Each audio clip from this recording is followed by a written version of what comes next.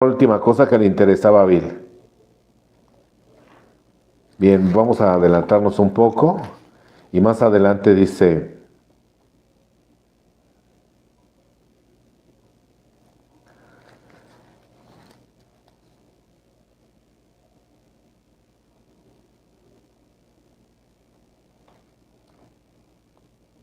aquí cuenta la historia de Evi.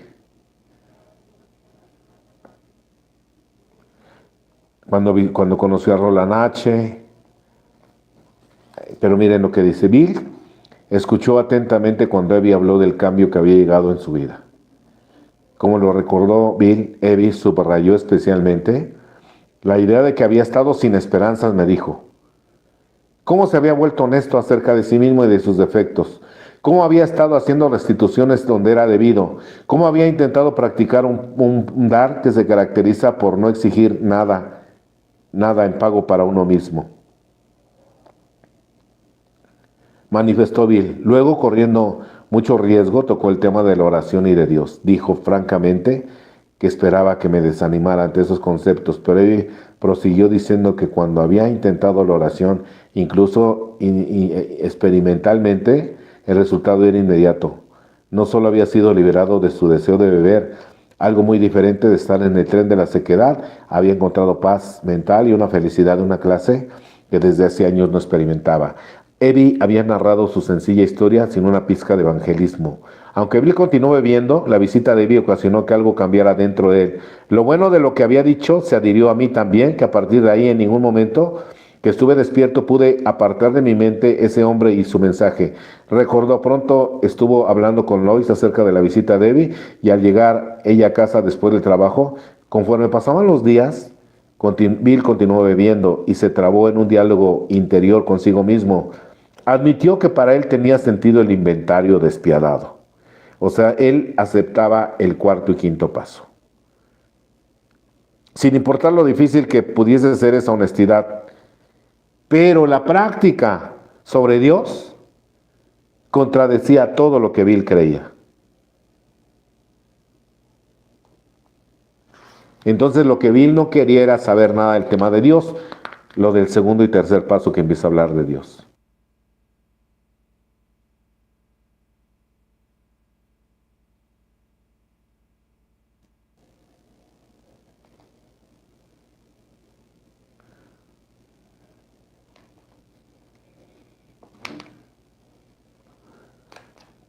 Bien. Más adelante, fíjense lo que dice.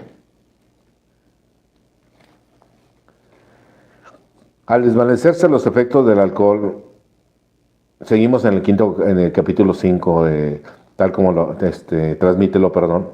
Al desvanecerse los efectos del alcohol no había sido una de sus peores borracheras continuas. Cayó en la depresión profunda y en la rebelión. Fíjese lo que decía Bill. Quería la sobriedad que había encontrado Evi, pero no podía creer en el Dios del que éste le había hablado. No podía creer en el Dios que éste le había hablado, lo que dice el segundo paso. Creer en Dios o estar dispuesto a creer en Dios. No quería. Todo lo demás sí, pero no quería el tema de Dios.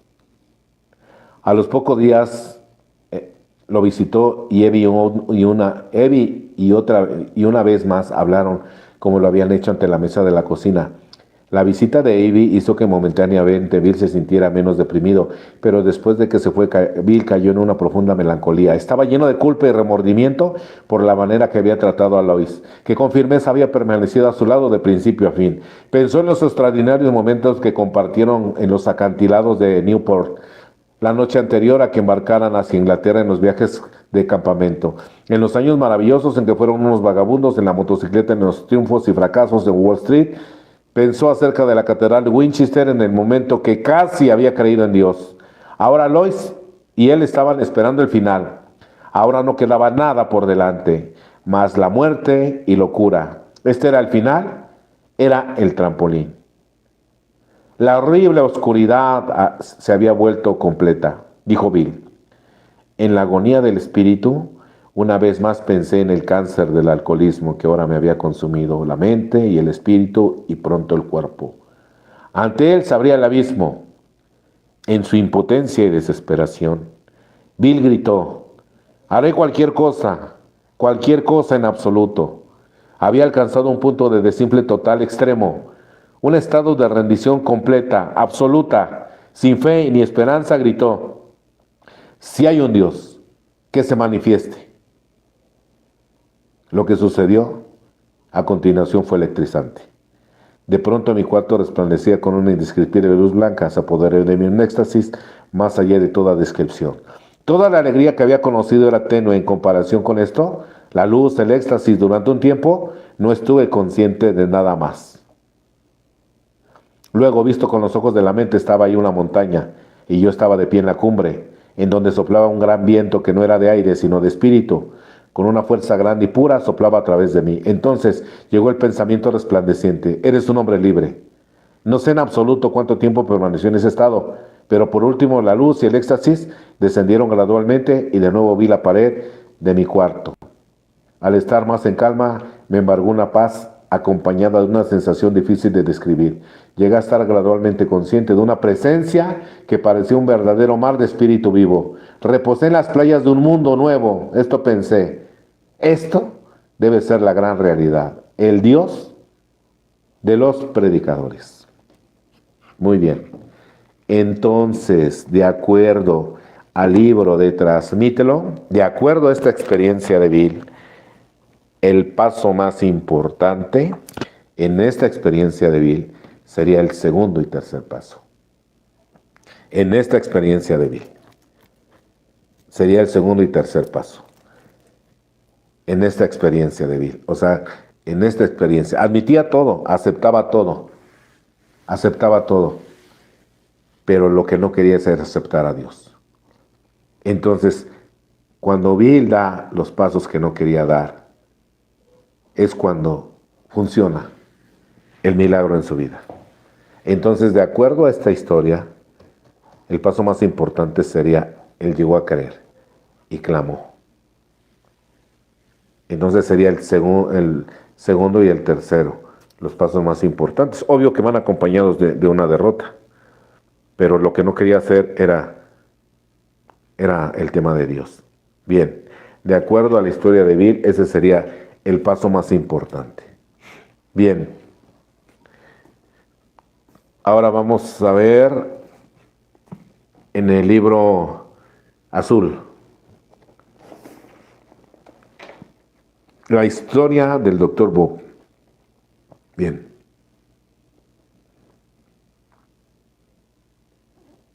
Bien, vamos a ver.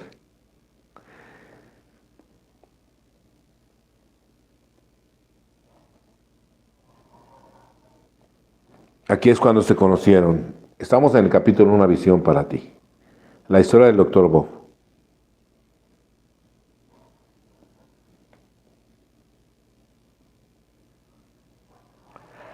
Su llamada al clérigo lo llevó finalmente a cierto residente de la población, el cual, aunque había sido un hombre capaz y respetado, estaba entonces acercándose al punto más bajo de la desesperación alcohólica. La situación era la de siempre: el hogar en peligro, la esposa enferma, los hijos desorientados, las cuentas sin pagar, la reputación por los suelos. Tenía un deseo desesperado de dejar de beber, pero no encontraba la salida. Después de haber ensayado casi todas las vías de escape, dolorosamente consciente de que había algo anormal en él, el hombre no podía darse cuenta cabalmente de lo que quería decir ser alcohólico. Estamos hablando de la historia del Dr. Bob. En el capítulo Una visión para ti, libro azul.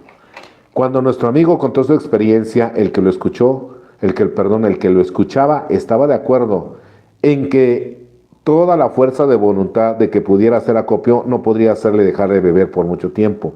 Convino que era absolutamente necesario tener una experiencia espiritual, pero que sobre la base que se sugería parecía demasiado el precio alto que había de pagar. ¿A qué se refería el Dr. Bob? ¿Qué es lo que no quería hacer el Dr. Bob? El Dr. Bob estuvo de acuerdo en todo. No tenía problema en hacer todo, excepto en alguna parte del programa. ¿Y cuál era? Habló de cómo vivía constantemente preocupado por aquellos que podían enterarse de su alcoholismo. Tenía, por supuesto, la muy conocida obsesión alcohólica de que pocos estaban enterados de su manera de beber, porque sostenía que había de perder lo que le quedaba de su negocio solamente para acarrear aún más sufrimiento a su familia. Al admitir estúpidamente su apuro ante personas con las que ganaba su subsistencia, dijo que él haría cualquier cosa, menos eso, menos eso, menos eso. ¿A qué se refería en esa parte de reparación de daños? No quería hacer esa parte. Todo no tenía problema en hacerlo, pero esa parte no la quiso hacer. Y no la hizo. No la hizo hasta este momento. Pero como se quedó intrigado, invitó a su casa a nuestro amigo algún tiempo después. Y justamente cuando cree que estaba logrando un control en su consumo de licor, pescó una tremenda borrachera. Para él, esta fue la que puso fin a todas sus borracheras.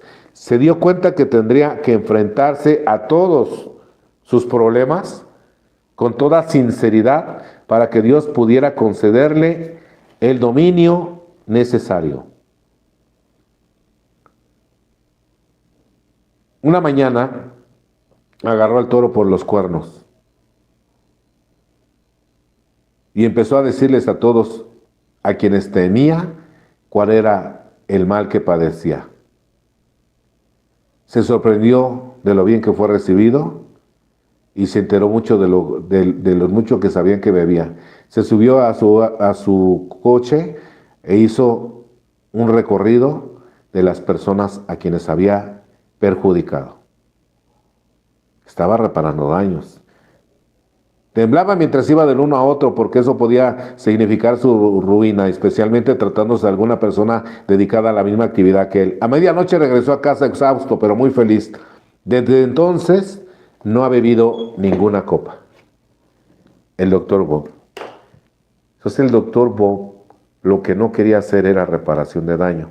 No tenía problema con ninguno de los demás. No tuvo problema, pero lo que no quiso hacer es reparación de daño. Entonces, para dejar de beber, se dio cuenta que tenía que hacer lo que no quería hacer. ¿Y cuál era? Bueno, ya tenía una lista, obvio. Lo que no quería hacer era noveno paso. Reparaciones directas y que la gente se enterara de cuál era el paso más importante. Todos son importantes, no, o sea que no queremos decir que uno sea más importante que otro, pero para el doctor Bob, el paso que le dio la sobriedad, o sea, el paso que no quería dar, era el noveno paso. Y cuando lo dio, nunca más volvió a beber, hasta su muerte, nunca volvió a beber. Entonces, para Bill fue el segundo y tercer paso, los pasos que no quería dar. Para el doctor Bob, el noveno paso que no quería dar. Y cuando lo dio, después de su recaída, que se dio cuenta que si quería dejar de beber, tenía que reparar daños directamente, fue lo primero que hizo. Y nunca más volvió a beber. Entonces, para el doctor Bob, el paso más importante fue el noveno paso. Bien. Ahora vamos con el alcohólico número 3. Vamos a ver.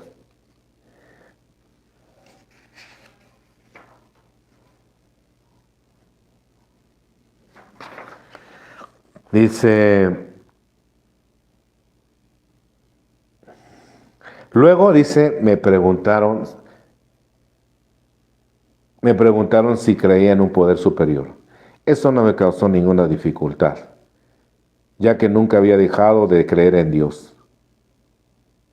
O sea, él no tuvo problema con el segundo paso, ni el primer paso, ni con ninguno. Luego me preguntaron si creía en un poder superior, lo que es el segundo paso, creer en un poder superior. Eso no me costó ninguna dificultad, ya que nunca había dejado de creer en Dios y había tratado repetidamente de conseguir su ayuda sin lograrlo. Luego me preguntaron si estaría dispuesto a recurrir a este poder para pedir ayuda tranquila y sin reserva. Me dejaron para que reflexionara sobre eso y me quedé echado en mi cama del hospital. Pensando en mi vida pasada y repasándola, pensé en lo que el alcohol me había hecho, en las oportunidades que había perdido, en los talentos que me había dado y en cómo los había malgastado. Y finalmente llegué a la conclusión de que, aunque no deseara dejar de beber, debería desearlo y que estaba dispuesto a hacer cualquier cosa para dejarlo. Estaba dispuesto a admitir que había tocado fondo. Estaba dispuesto, o sea, el primer paso, estaba dispuesto.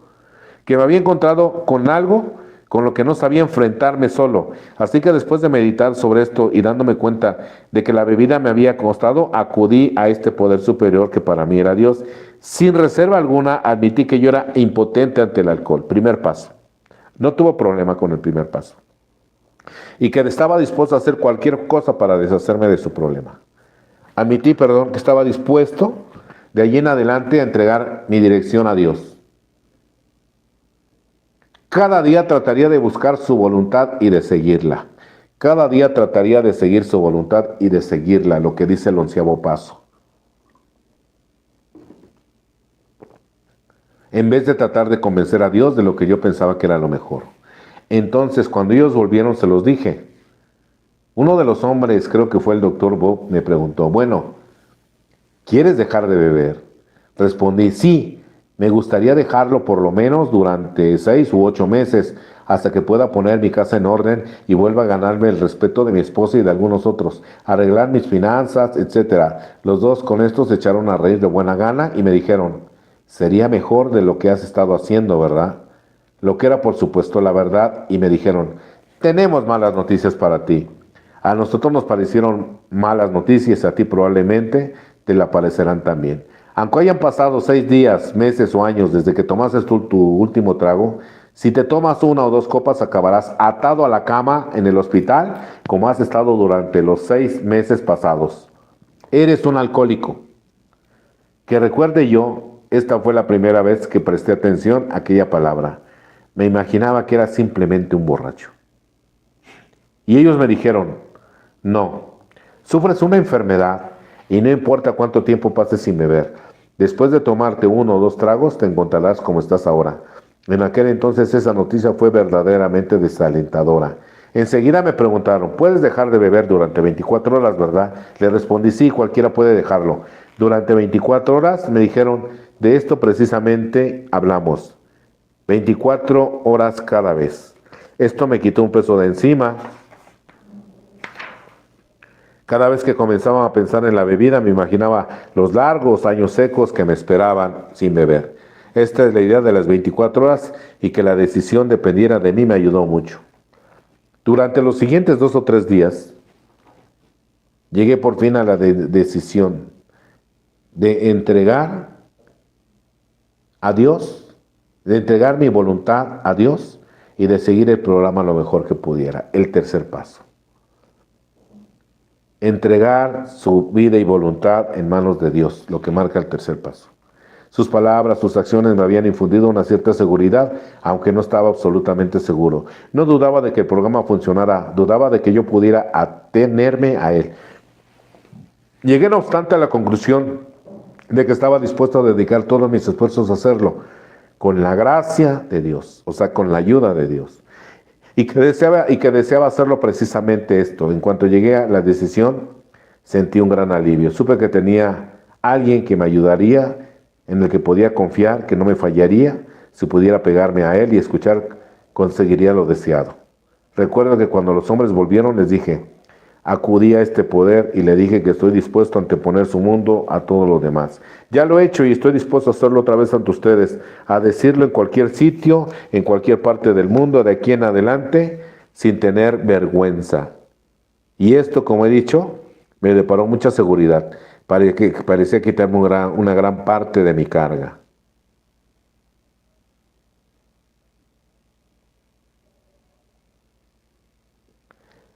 Me acuerdo haberles dicho también que iba a ser muy duro, porque hacía otras cosas, fumaba cigarrillos, etc.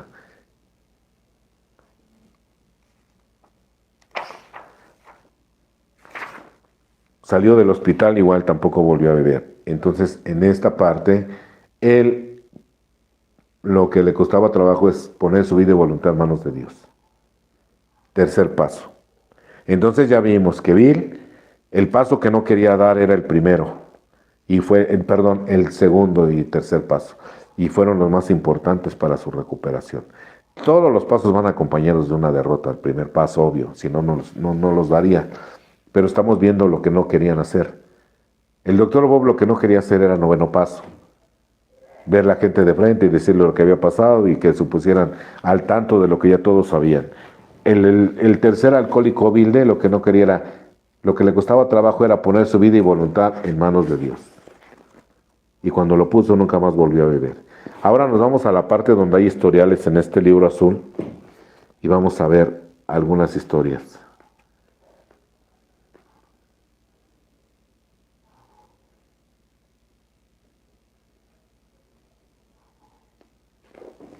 Bien, esta historia se llama La Montaña Rusa. La Montaña Rusa se llama la cuarta. Dice, creía poder dominar los frenéticos altibajos de la vida hasta verse precipitado sin recursos hacia la última parranda, pero la providencia le tenía reservado otro destino. Bien. Y nos vamos a brincar un poco. Esta es una historia de un compañero de Puerto Rico. Bien. ¿Qué es lo que no quería hacer él? ¿Qué pasó? ¿Qué pasos o qué paso no quería dar?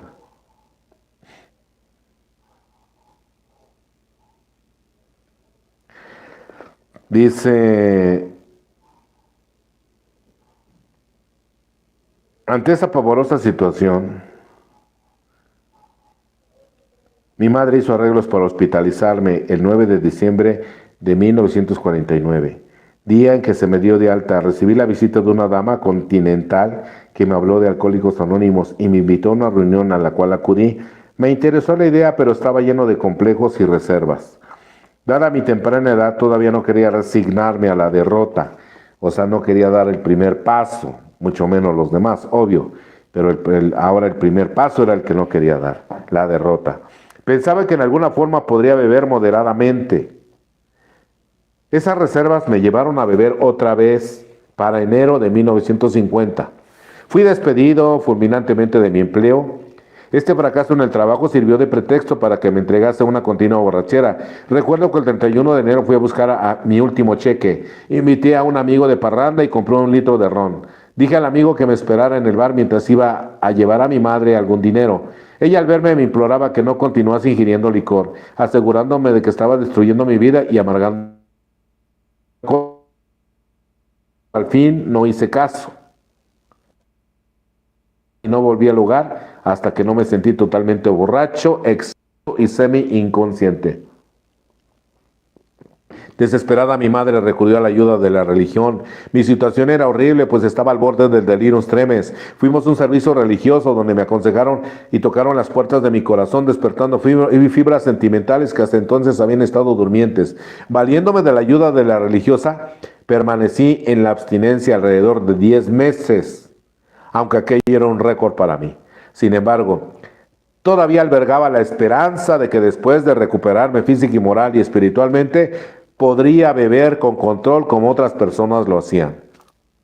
Durante esos meses de sobriedad estuve en algunas reuniones de Alcohólicos Anónimos, pero siempre con la reserva mental. O sea, no quería dar el primer paso. Siempre con la reserva mental de que en un futuro no lejano podría convertirme en un bebedor moderado, hasta que llegó el día y que me dispuse a hacer la prueba que resultó la debacle. En enero de 1951 me encontraba en las mismas condiciones calamitosas, físicas y mentales en que estuviera en febrero de 1950. Durante 5 o 6 meses estuve zozobrando en el mare magnum del alcoholismo. Allá para la primera semana de julio, fui a parar con un compañero de empleo a mi famoso pueblo natal, Naguabo.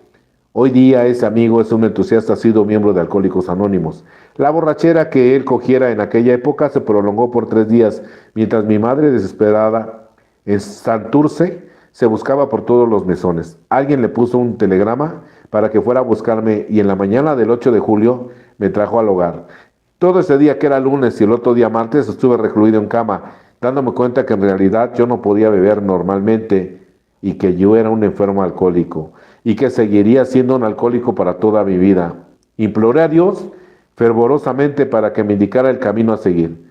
Poco rato después me levanté para ir al comedor a beber agua y al fijarme en el almanaque vi que era martes y enseguida pensé en la reunión que celebraba esa noche Alcohólicos Anónimos. En el resto del día las letras de AA aparecían como dos símbolos de salvación en mi mente y hasta me parecía oír que alguien las hacía sonar como dos campanas junto a mi lecho. Sentía que mi espíritu revivía con un entusiasmo y anhelo de renovación que nunca había experimentado. Esa noche bien temprano encaminé mis pasos hacia la casa parroquial San Agustín en Puerta de Tierra, donde celebraban sus reuniones el grupo San Juan de Alcohólicos Anónimos. En esa reunión memorable para mí, del 9 de julio, por primera vez me di cuenta del problema tan grande que tenía con el licor. Me convencí de que era un enfermo y que mi salvación estaba en Alcohólicos Anónimos, que tan gratuitamente me ofrecía el medio eficaz para arrestar el insidioso padecimiento alcohólico. Vi entonces con claridad meridiana lo que por año y medio no había podido comprender debido a mi mente que no había sido lo suficientemente receptiva. La necesidad que tenía de dar con sinceridad y sin ninguna reserva el primer paso del programa. Esa noche mi admisión fue incondicional. Acepté que soy impotente contra el alcohol y que mi vida se había hecho indisciplinable y me dispuse a seguir con humildad y entusiasmo y su cronología, secuencia, los otros 11 pasos del programa recuperativo. Bien, este compañero lo que no quería dar era el primer paso. El primer paso. Entonces ya vimos, Bill no quería saber nada de Dios, lo que se refiere al paso 2 y 3. El doctor Bob no quería nada de saber de las reparaciones directas del 9º paso, y fue lo que hizo y no volvió a beber. Bill clamó a Dios, creyó en Dios y no volvió a beber. El tercer alcohólico le costaba un poco de trabajo poner su vida y voluntad en manos de Dios, el paso 3, y cuando lo hizo, nunca más volvió a beber. Obvio que acompañado de todo el programa, pero el paso que no quería dar. Este compañero no quería dar el primer paso. Por eso no podía dejar de beber. Bien. Más adelante tenemos otra historia de otros compañeros. Se titula "Podía aguantar mucho bebiendo", es el 5.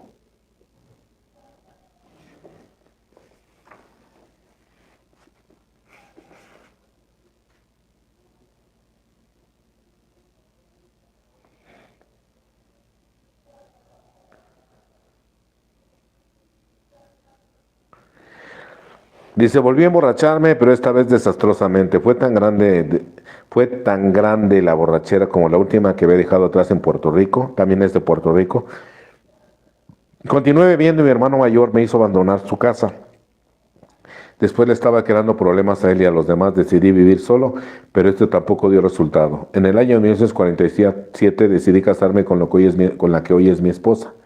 Los primeros meses viví periódicamente, alguno que otro día, pero cuando empezó a surgir pequeños problemas en el hogar, volví a la carga repetidamente. Mi esposa trató de ayudarme de lo que pudo, pero no le fue posible hacer nada en mí. Continué mi carrera desenfrenada y sufrí una de las experiencias más grandes de mi vida al tener que recluir en un hospital de psiquiatría. Pude estar sobrio por un tiempo a base de miedo, pero el miedo poco a poco se fue quitando. Olvidé esa triste experiencia y volví a beber.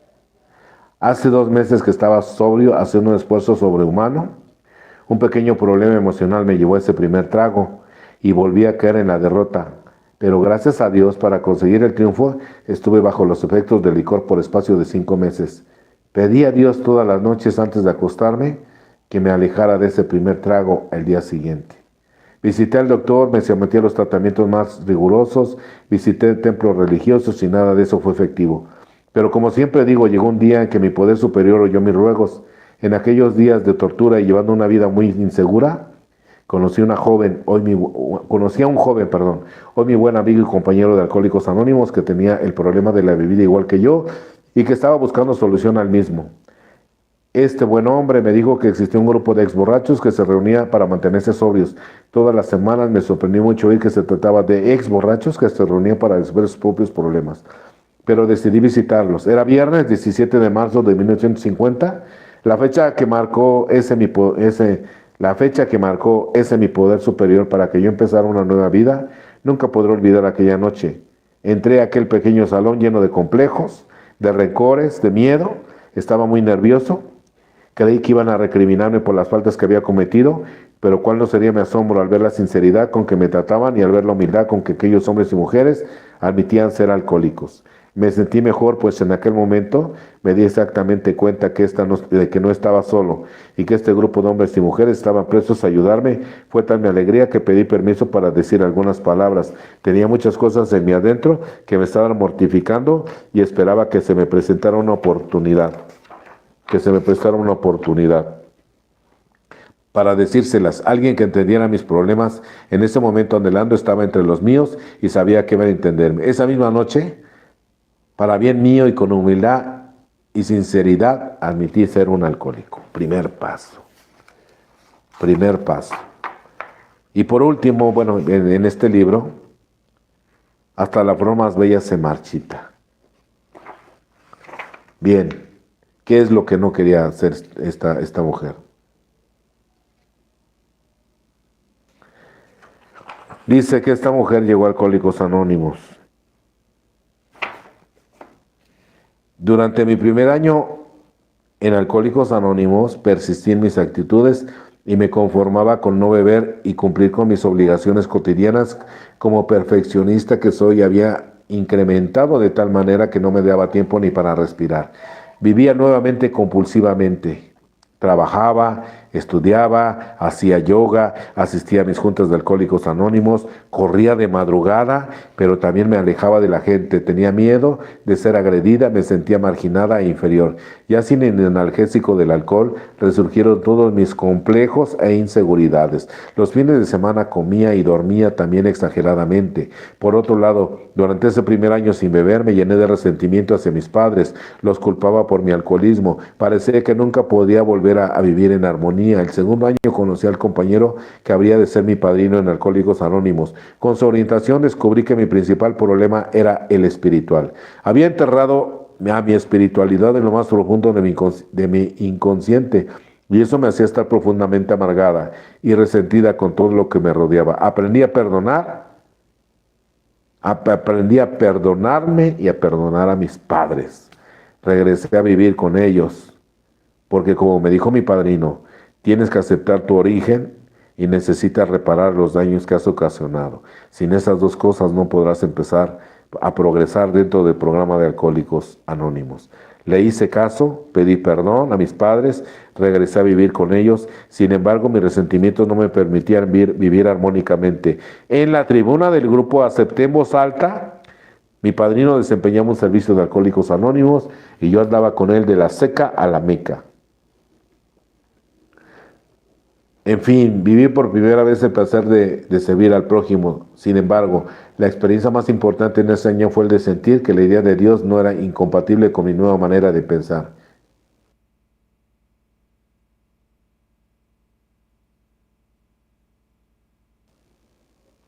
En ese año aterricé de un largo viaje, volvía del mundo de la locura. Un poder superior me devolvió el sano juicio y conocí al fin una existencia equilibrada. Al tercer año de mi nueva vida, la relación con mis padres y mis parientes en general mejoró mucho. Emprendí el viaje hacia el conocimiento de mí misma paralelamente a la aceptación de mis carencias. Trabajé de defectos. En mi cuarto año fue bellísimo. El día de la boda sentí que Dios me entregaba de blanco resentimientos. Habría que perdonar. Entonces esta compañera lo que no quería era perdonar.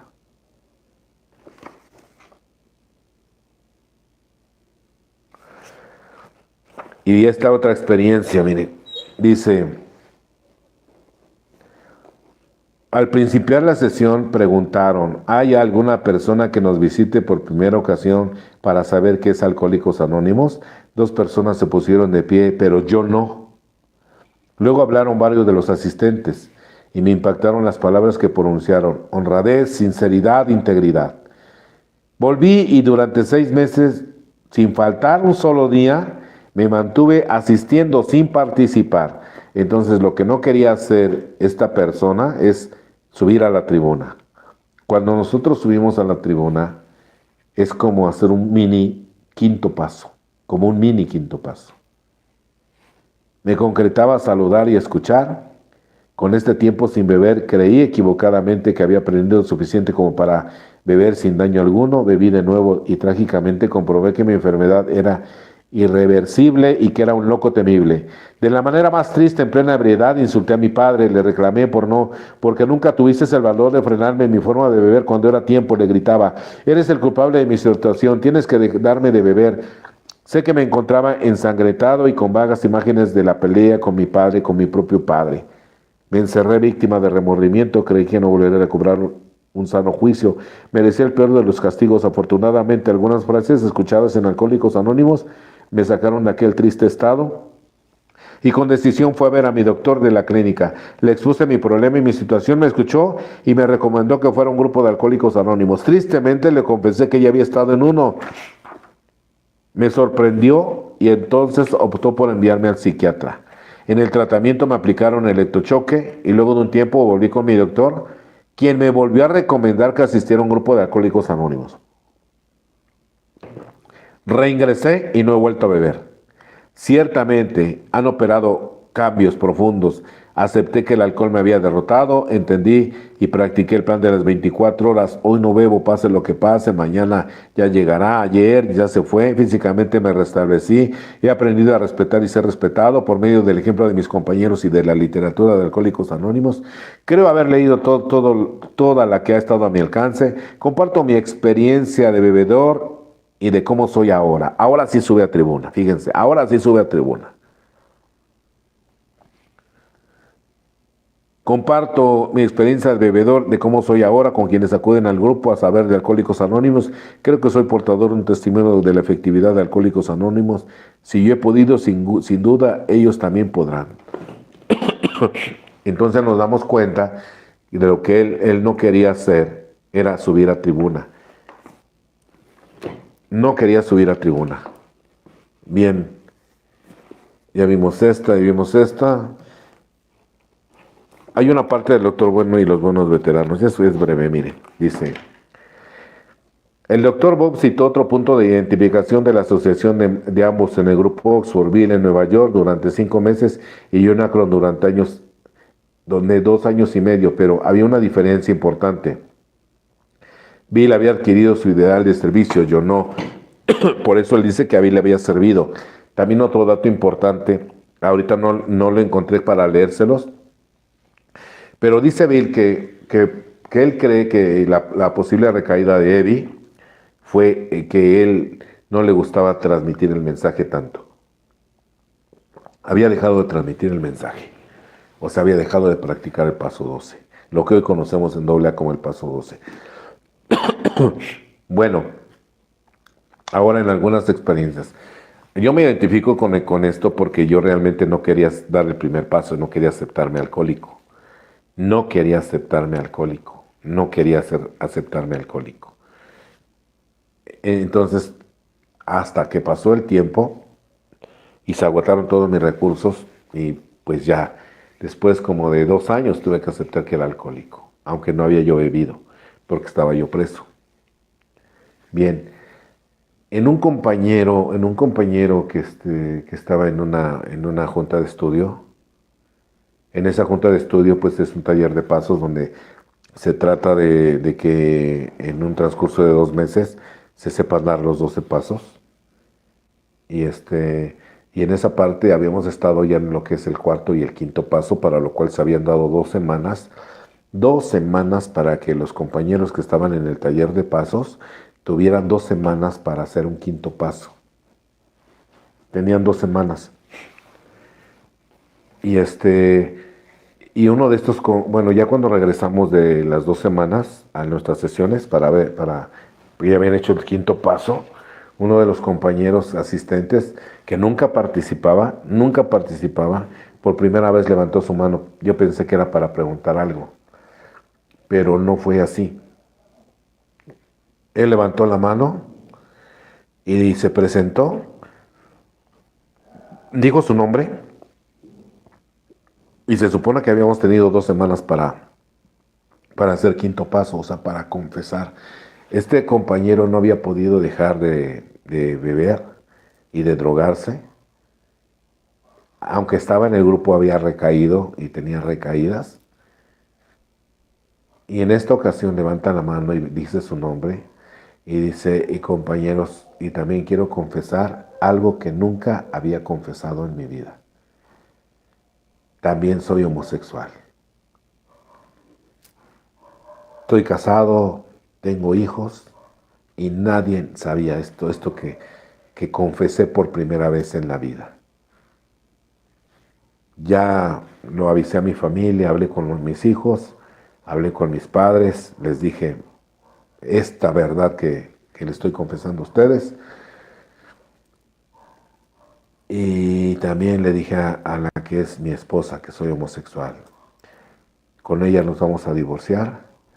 Mis hijos me comprendieron, pero este compañero no volvió a beber.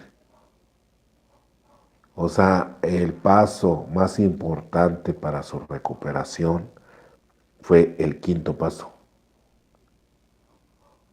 porque no lo quería dar. O sea, con nosotros no tuvo problema, no tuvo problema, no tuvo problema, no tuvo problema, no tuvo problema, pero el paso que no quería dar era el quinto, la confesión.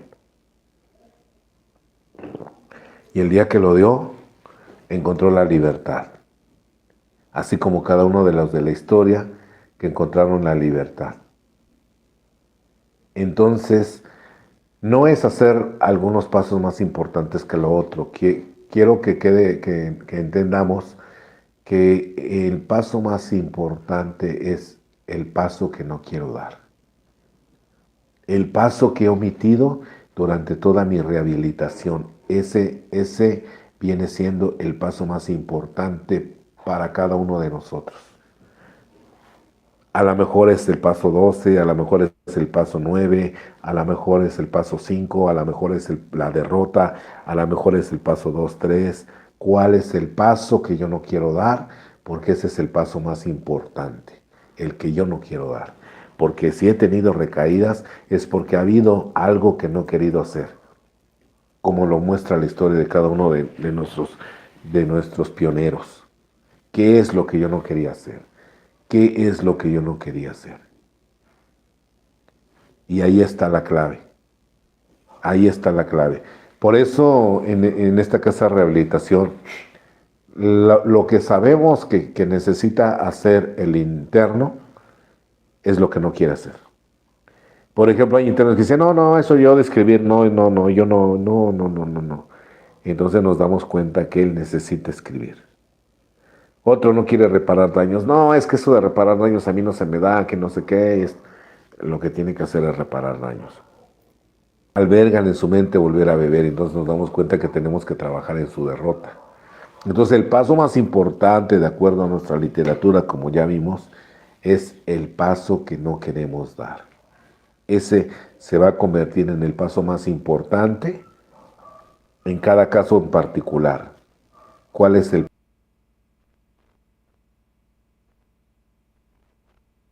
paso que yo no quiero dar?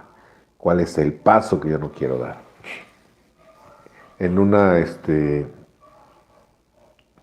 una ocasión por ahí platicando con alguien que era mujer, y en una plática me platicaba que había vuelto a sacar a su hijo de prisión. Y ya platicando después de la junta, le decía, es que tú sabes que si tú haces eso, estás fomentando su adicción, o sea, eso no puede ser, o sea, ya lo sacaste 2, 3 veces y lo sigues sacando y eso hace que él vuelva a delinquir porque sabe que lo vas a sacar, no ha sufrido sus propias consecuencias, él mientras no sufra sus propias consecuencias, él no va a aprender, él es un adicto tiene que sufrir las propias consecuencias. Y en un arranque no arranque, en un par de palabras, le dije, pareciera como si hubieras tenido, en otras palabras se lo dije, palabras más fuertes, pareciera que como si ya tuvieras tenido algo que ver con tu hijo. pero se lo dije en otras palabras, más fuertes. Cuando le dije eso, me volvió a ver con una cara así como de sorprendida, así como cuando eres sorprendido, así se quedó. Y cuando se quedó así, yo dije, a ver, a ver, a ver, a ver, a ver, ¿has tenido algo que ver con tu hijo? Y empezó a llorar, empezó a llorar. Y me dijo, sí, sí. Un día llegó bien drogado y me agarró y me forzó.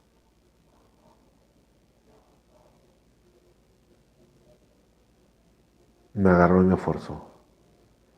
Pero con la experiencia, compañeros, que da el programa, sabemos que debemos sondear todo, dice minucioso. Entonces le dije, ¿realmente, realmente, él te obligó, viéndola a los ojos, o te dejaste, sinceramente? Vuelve a agachar la mirada y vuelve a llorar. Y dice, pude defenderme, pero me dejé, llorando. Me dice, esto, yo he escrito y nunca he confesado esta parte. Nunca he confesado esta parte.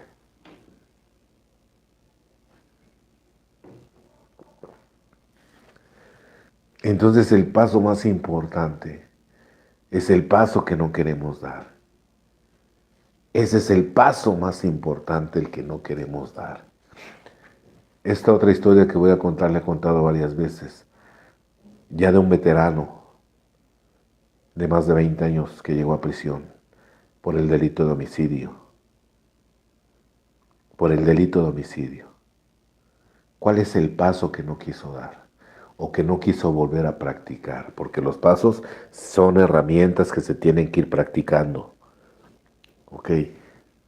El paso que no quiso dar este compañero fue el quinto, confesión. Descubre que su esposa lo engaña. Año y medio antes de matarla, descubre que su esposa lo engaña. Año y medio antes. Y se queda callado. Imagínense, nosotros somos enfermos emocionales. Imagínate imagínate esa situación gravísima, emocionalmente hablando. No podía haber sido callada. Él tendría que haber buscado confesión, quinto paso con alguien de su confianza. Se lo guardó. Después se enteró que con su hermano. Después se enteró que probablemente los hijos eran del hermano. Después se enteró que no solamente andaba con el hermano, sino había otras personas más, otros hombres más.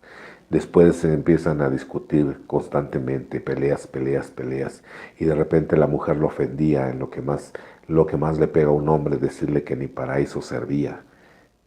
Y empezaron las discusiones. Entonces imagínate, la olla express se empezó a llenar. La olla express se empezó a llenar, a llenar, a llenar, a llenar. Y el compañero estando en grupo y el compañero estando en servicio, pero ya no aguantaba las juntas. Y se salía antes de que terminaran las juntas. Se salía, ya no aguantaba nunca, nunca lo confesó. Y un día explotó en ira. Empezaron a discutir y la terminó matando. Le destrozó el cráneo con un tabique. ¿Cuál era el paso más importante que tenía que haber dado él? El quinto paso. Esto que tenemos es una enfermedad, perversa enfermedad del alma. Cuando yo supe la historia de mi compañero, ¿saben qué? No la vi como su enfermedad. Dije, esa es la enfermedad que yo tengo. Y si mi compañero lo pudo hacer, yo también puedo llegar a hacer eso, si me descuido. Entonces, este programa es de reflexión para que nosotros nos demos cuenta qué es lo que no, cuáles son los pasos que no quiero dar o cuál es el paso que no quiero dar. Porque ese paso en mi recuperación se va a convertir en el paso más importante, porque acordémonos que tenemos de practicar estos pasos para toda nuestra vida. Solo por hoy para toda nuestra vida. Solo por hoy para toda nuestra vida. Nuestra enfermedad es crónica, progresiva y mortal. Crónica, progresiva y mortal. No estamos jugando, no estamos teorizando, dice nuestra literatura. Esa es una realidad. Entonces el paso más importante. ¿Cuál es el paso que no quiero dar? Que le doy la vuelta, que lo omito, que por años no he querido hacerlo. Porque ese es el paso. El que no quieres dar es el paso que tienes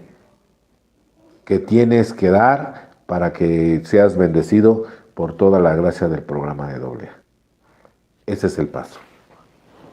De acuerdo a nuestra literatura y de acuerdo a lo que hemos visto. Vamos a ver si podemos ver algunos mensajes. Vamos a ver.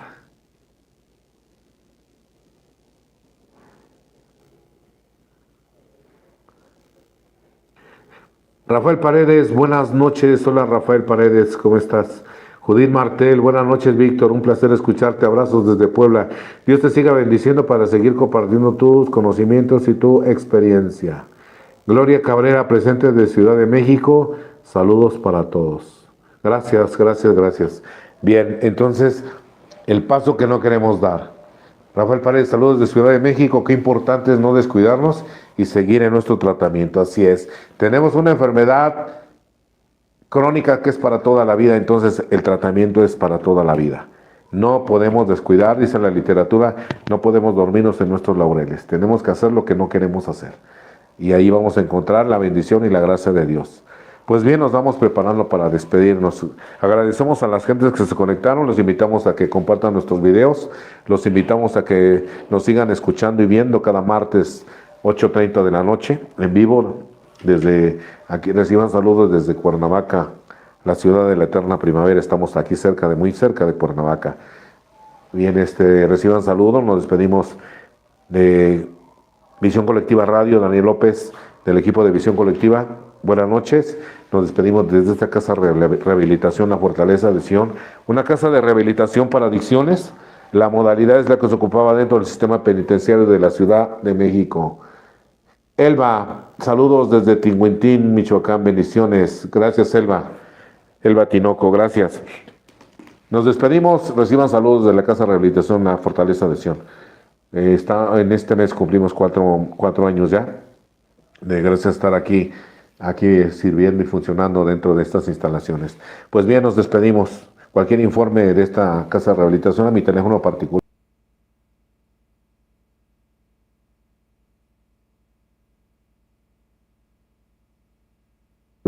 Sí, deseándoles a todos muy felices 24 horas. Nos vemos el próximo martes mediante. Gracias a todos. Buenas noches.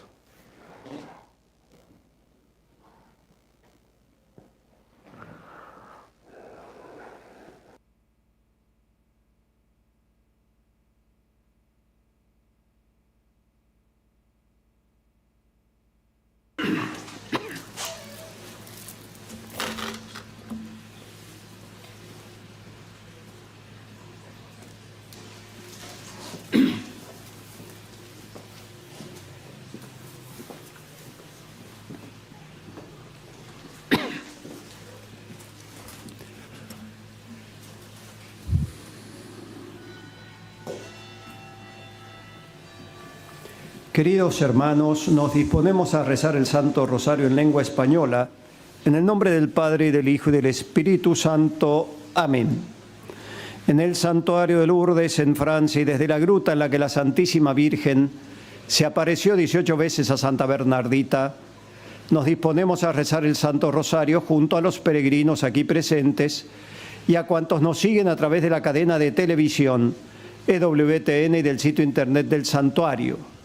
Ponemos en manos de la Virgen las intenciones de cuantos se nos han encomendado y de quienes nos las han hecho llegar por internet o por teléfono y que están en esta caja que depositamos ahora sobre el altar.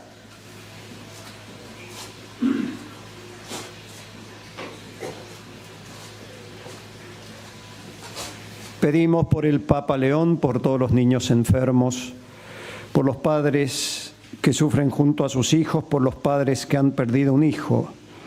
Pedimos especialmente por las víctimas y las familias del accidente